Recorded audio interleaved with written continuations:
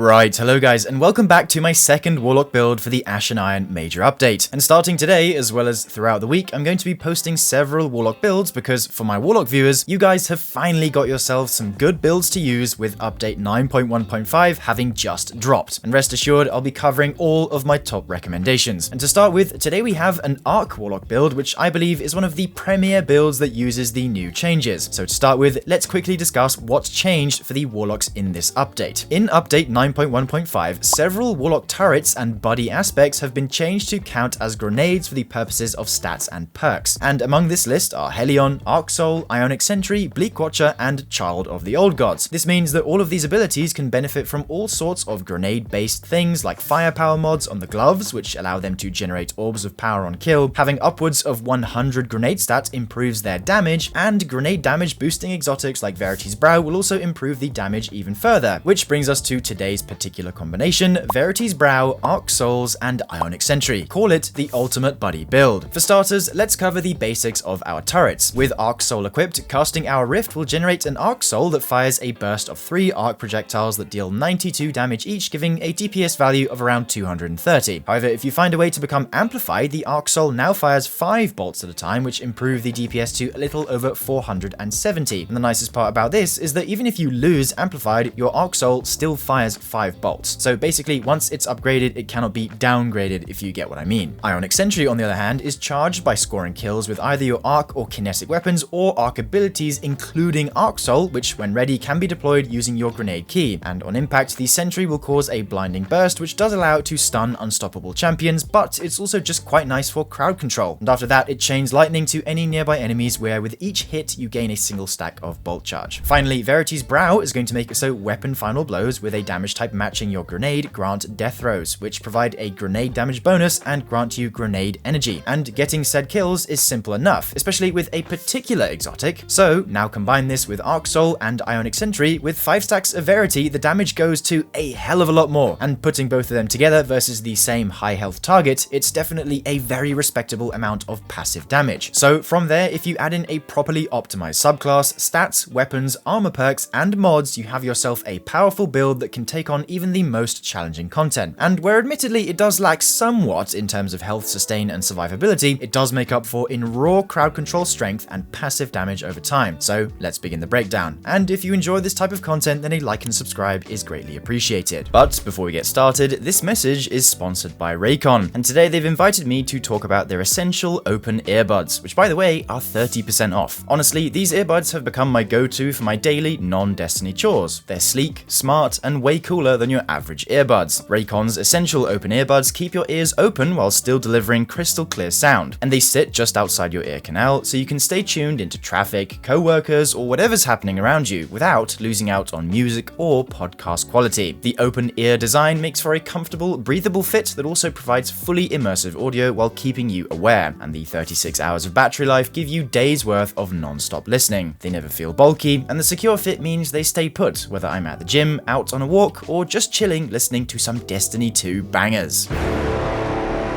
I currently plug them in when walking my doggies because if there's one thing us Destiny 2 players could use is some nice fresh air. Furthermore, the best part is that Raycon delivers the same premium audio quality as the big brands, but at half the price. And add in over 3 million satisfied customers and a 30-day happiness guarantee, there's zero reason to overpay. I use these earbuds and you should too. So click the link in the description or go to buyraycon.com/llamaytopen to get 30% off the essential open earbuds. That's buyraycon.com/llamaytopen. Once again, thank you to Raycon for sponsoring today's video. Starting things off with our subclass, for the super of choice, I've gone for Chaos Reach as it's one of my favorite supers, but you could just as easily swap this for Storm Trance. It's whichever you find most enjoyable. After that, we're taking Healing Rift, Ball Lightning, and the Pulse Grenade. Healing Rift is going to be this build's main health sustain option because unfortunately, Arc Warlock no longer has things like Defibrillating Blast from last season to keep them sustained. So you're going to need to rely on Rift to stay alive, but fortunately you are going to have lots of them, so this shouldn't be too much of an issue. Aspects wise, we are of course taking both Arc Soul and Ionic Sentry, and before we move on, I do want to add an extra note about Arc Soul. While you're standing near teammates, your rift actually comes back faster, where if you're nearby the maximum of 3 allies, your rift recharges 120% faster, or slightly over double, which does mean you can place a lot more rifts and continue the uptime of your Arc Souls that much more efficiently, so long as you're playing in a group. But don't worry, with the upcoming optimizations, you'll still be just fine as a solo. With regards to Ionic Sentry, you should also be aware that the meter charges twice as fast via Arc ability kills rather than weapons, where each ability kill gives 2 points to the meter, and yes, Arc Souls do count for this and contribute 2 points. As far as your fragments are concerned, there's only one really important one, which is Spark of Shock, which, as you may know, makes it so your Arc Grenades apply Jolt, and well, because both Arc Soul and Ionic Sentry are technically grenades now, yup, they both apply Jolt with each and every hit, which is honestly so awesome, man. It lets you stun overload champions, and in general is just a lot better for passive damage because it adds even more than it did before. After that, we're taking Spark of Resistance, so that when you're surrounded by 3 or more enemies, you gain a flat 25% damage resistance. Then Spark of Discharge, which is going to make it so Arc Weapon Final Blows have a chance to create an Ionic Trace, and a note on this, it's not actually a chance, but rather a hidden meter that fills with each kill. It takes 3 red bar kills or 1 orange bar kill to create an Ionic Trace. Then lastly, we're taking Spark of Beacons, which is going to make it so while you are amplified, your Arc Special and Heavy Weapon Final Blows create a blinding explosion. Good for some top tier crowd control. And by the way, this blind effect lasts for 10 seconds, which is really nice if you have a ton of enemies bunched up in groups. It takes away so much pressure and allows you to really control the flow of an encounter. The same applies to throwing your Ionic Sentry into a big group of adds. The initial blinding burst really helps to reduce friction and enable faster ad clear. As far as your stats are concerned, because we're dealing with all kinds of things that count as grenades now, it makes the most sense to build into your grenade stat. And my personal recommendation is to achieve around 160/170 grenade, because with that you can use grenade fonts on the gloves, which put you at or near 200 grenade. And as a reminder, at 200 grenade, your grenades, inverted commas, are dealing 65% increased damage. And yes, this does now apply to both Arc Soul and Ionic Sentry. So when you've got everything rolling, these two buddies are dishing out some serious passive DPS. For the rest of your stats, I've chosen to invest 70 points into class so that I can get my rifts, aka Arc Souls, back faster, but I've also gone for a single class font on my class item, effectively putting me at 90 class, then 80 super for some solid super regen, and then finally 120 weapons to improve my chances at spawning double-sized special bricks, and yet again an additional weapons font on my boots to boost me to 140. If your armor is not quite as good as mine though, definitely still get 160 grenade and at least 70 class. However, the rest you can divide accordingly to what you have left. And as for archetypes I use to achieve my stats, my Verity is Grenadier, then I have 2 Gunner pieces, both with a tertiary stat in class, then 2 Grenadier pieces, both with a tertiary stat in weapons. And as a reminder, if you haven't heard of the website called D2 Armor Picker, I would highly encourage using it to manage your stats. Link is also in the description. Right, onto weapons and artifact perks now, and we ought to start with the absolute star of the show, and that is the Delicate Tomb Arc Exotic Fusion Rifle. This weapon is a bit of a dual purpose one, where the hipfire mode fires a wider spread of bolts and the ADS fires a tighter burst with longer range. However, the first thing you should know is that the hipfire bolts deal 20% increased damage by default, and second, collecting an Ionic Trace activates Tempest Cascade, which makes the weapon's next shot deal exactly double damage and apply Jolt, making it an exceptional weapon to pair with this build. Furthermore, each kill you get with Delicate Tomb has a chance to spawn an Ionic Trace. It's 10% for red bars or 100% for orange bars and above. Delicate Tomb is also the reason why I'd recommend going above 100 weapon stat, because we're going to want to be using it as much as possible, so having more ammo for it will indeed enable that. Do not underestimate this thing. This weapon can deal some serious chunk damage to the majority of high health targets on the field, especially if you've got Tempest Cascade ready, and my advice would also be to make sure you're hip firing it as often as possible. It's literally a free 20% extra damage. It also stuns overloads too because of the Jolt, so that's also quite nice. For the primary, I've gone for a Giver's Blessing with rewind rounds and kinetic tremors, plus the abundant ammo mod to improve the weapon's ammo generation stat, leading to more special brick drops, and the multi-mech roll from Banshee also works fine here, or if you have an old blast furnace, which is what you're seeing in the gameplay, that also works too. For the artifact, there are basically just 4 perks you need to worry about, and those are Refresh Threads, Elemental Coalescence, Shield Crush, and Elemental Overdrive. Refresh Threads will make it so collecting an Ionic Trace grants ability energy to your least charged ability, which in some cases can be your Rift. Elemental Coalescence will make it so scoring 4 to 7 kills from any source will create an additional Ionic Trace, so on top of Spark of Discharge and the intrinsic Delicate Tomb chance, you'll be making quite a few of these abilities, which is good for the uptime of Tempest Cascade and just your abilities in general. Shield Crush is here because it states that while you are amplified or radiant, your grenade recharges faster and deals increased damage, and because our buddies count as grenades now and we are getting amplified 24/7, this perk is a no-brainer choice, and the actual percentage increase is 25% according to Data Compendium. So if you take Verity, 200 grenade, and Shield Crush, both our Arc Souls and Ionic Sentry are now dealing 4.125 times their base damage, which in my opinion is actually pretty cool. Some people like to label Bungie continually making Warlocks the buddy class as a boring gameplay loop, but I tend to disagree, especially now that with the right build you can hugely improve the damage of them. And don't worry dear viewer, there's plenty more where that came from later in the week. Finally, Elemental Overdrive will make it so collecting an Ionic Trace grants a 10% damage increase to Delicate Tomb for 7 seconds. Again, a perk you might as well take. Now onto the penultimate section, and that is your set bonuses and armor mods. And right now there aren't any particular armor sets that are tailored specifically for interactions that this build can offer. However, we can still take some sets that offer useful utility. The first of which is the 2-piece Tech Sec bonus, which reads, you deal significantly increased kinetic damage to combatant shields, overshields, vehicles, and constructs. Because we do have a kinetic weapon in this loadout, it's just a nice bonus to have on top. And the actual amount varies per type of shield, but I'll have the data on screen for you to pause and take in. After that, I would also recommend taking the 2-piece twofold crown set, aka the Trials of Osiris armor, because it states that picking up an ammo brick heals you. And the actual amount healed is 70 HP, the same as old recuperation. And you never know when there might be a time this perk helps you out. However, like I said earlier, these bonuses aren't necessarily needed, and you could just as easily swap this for Smoke Jumper, for example. So if a better arc or grenade focus set comes out later on, I'll update a pinned comment with my recommendation. As for the mods, starting with the helmet, we're taking 1 special ammo finder to increase the rate at which we spawn special ammo for Delicate Tomb, 1 copy of Ashes to Asset so that Ionic Sentry and Arc Soul kills generate additional super energy, then 1 Arc Siphon so that Delicate Tomb double kills spawn orbs. For the gloves, we have 1 grenade font because for me this puts me to effectively 194 grenade stats while active, 1 bolstering detonation so that any form of grenade damage including Ionic Sentry and Arc Soul generates class ability energy, aka more Arc Souls, then 1 copy of Firepower so that kills with the buddies spawn orbs of power. For the chest piece, we have general resist mods and 1 arc ammo generation to once again improve our odds of spawning special ammo. For the boots, we have stacks on stacks, 1 weapons font and 1 arc scavenger. Then finally for the class item, we're taking time dilation, 1 class font and special finisher for even more special ammo. As far as the optimal gameplay loop is concerned, your aim should be to begin an engagement by placing a rift, scoring kills with Delicate Tomb to charge up your Verity stacks, which then makes you amplified, which overcharges your Arc Soul, and then by that time you'll have your Ionic Sentry charged, and from there it just spirals into constant ability spam, which are both dealing heavily increased damage. And keep in mind that kills with Delicate Tomb also create blinding bursts, which maintain a consistent and manageable level of crowd control. So despite having not nearly as many healing sources as other classes, this build makes up for it with its sheer crowd control powers. So there we have it. I hope you enjoyed the build, and as always there will be a dim link in the description for you to copy it hassle-free. And if you're curious about the fashion I use, then here it is as well. Credit to Crips and his community for coming up with this one. I can't stop wearing it. Anyway, I hope this update has somewhat remotivated you to jump back in, and I'll see you shortly for some more awesome Warlock builds. Bye for now, dear viewer.